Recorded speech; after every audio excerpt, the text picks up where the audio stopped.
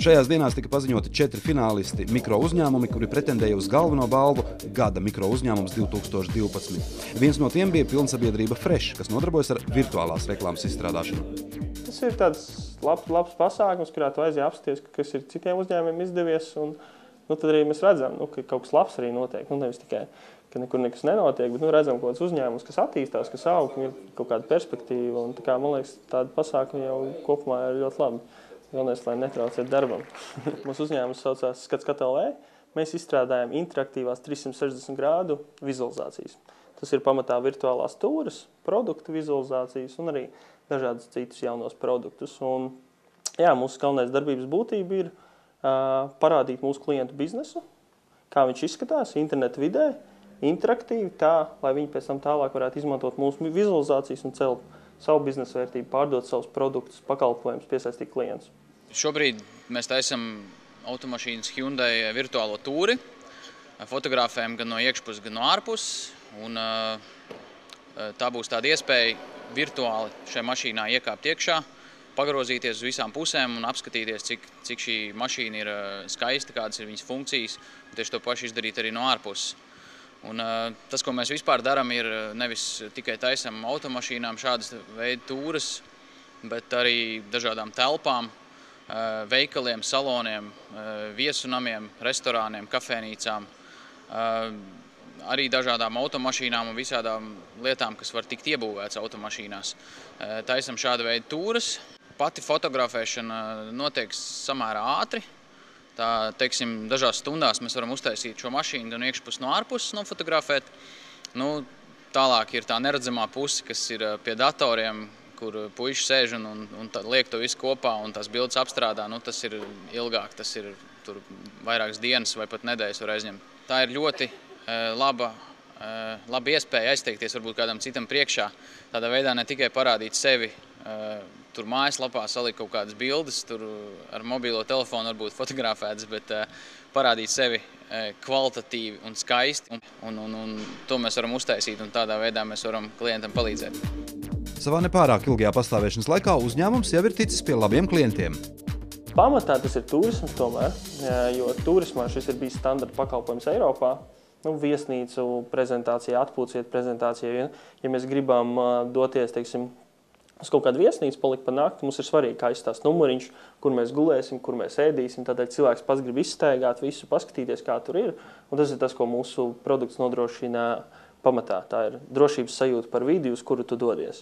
Un tad otrs ļoti liela nozara ir nekustamais īpašums, jo tas pātrina nekustamo īpašumu pārdošanu un nojauc tādā ziņā kā robežas, jo ir īpaši Latvija, kur šobrīd investē diezgan daudz cilvēku no ārzemēm, ja mēs paskatīsim arī no tās pašas Krievijas, tad ir daudz ērtāk strādāt, ja tev nav jāatved cilvēks uz šejieni, lai parādītu jauno projektu, bet to var nosūtīt elementāri e-pastā.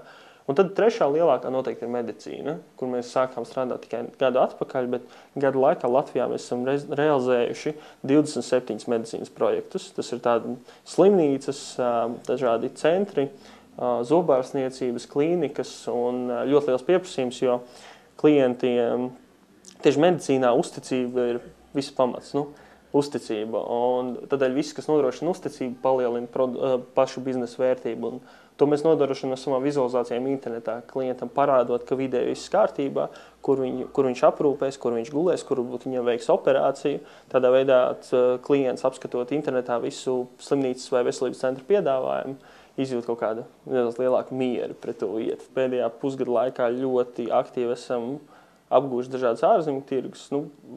Protams, mums diezgan relatīvi vienkāršāk strādāt austrumos, Krievijā un Ukrainā, kur mēs skatāmies Eiropas kompāniju, un mēs nākam ar tādu ļoti lielu kvalitātes piedāvājumu, un mēs tiekam uztverti kā Eiropas kompānija. Bet, teiksim, mums ir arī projekti Nīderlandē, Zviedrijā, Lielbritānijā, kur varbūt mums ir daudz vairāk jācīnas, lai pierādītu, ka mēs varam sniegt augstas kvalitātes pakalpojumu. Viens no lielākajiem mūsu Serbijas partneriem ir kompānija JIT, viens no lielākajiem Ziemeļa Eiropas būvkompanijām, kur pasūta mūsu interaktīvās vizualizācijas visiem saviem jaunajiem projektiem, lai ātrāk varētu pārdot un kvalitīvāk varētu pārdot savus mājas uzceltās saviem klientiem. Strādājam ar Svetbankas nekustamo īpašumu portfeļu turētāju Ektornet un arī pašu Svetbanku, teiksim, viņu īpašuma vizualizācijā un tālākā pārdošanā.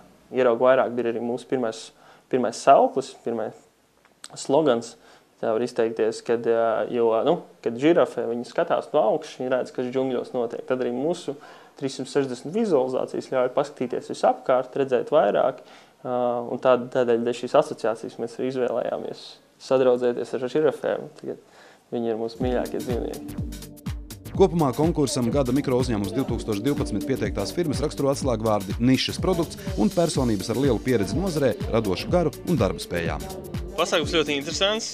Es braucu iedzert kafiju, negaidīju balvas, bet sanāk piekrāvu pilnas lokas ar visādiem labām balvām, gan no pašām kompānijām. Tā kā patīkams pārsteigums. Bija balvas no Tirdzniecības rūpniecības kameras uz nākamā gada eksporta rītu. Uz visu gadu mēs ieguvām balvu, tad bija simpātija balva no šejienes, tad vēl bija no Hipotēku bankas balva, un bija arī Office Day balva, un bija arī Forbes abonements, un kaut kas vēl tur palika. Mūsu, varbūt, mērķis nav uzvarēt konkursos, mūsu mērķis ir radīt labu produktu, lai klienti mūs izvēlas. Tā kā tas varbūt ir mūsu mērķis, bet ir patīkami šādas papildus lietas arī.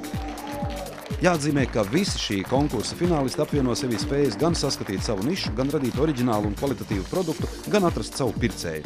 Un, kas nebūtu nav mazsvarīgi, gūt labus finanšu rezultātus un, neskatoties uz to, ka uzņēmumi ir pavisam jauni, strādāt ar peļņu.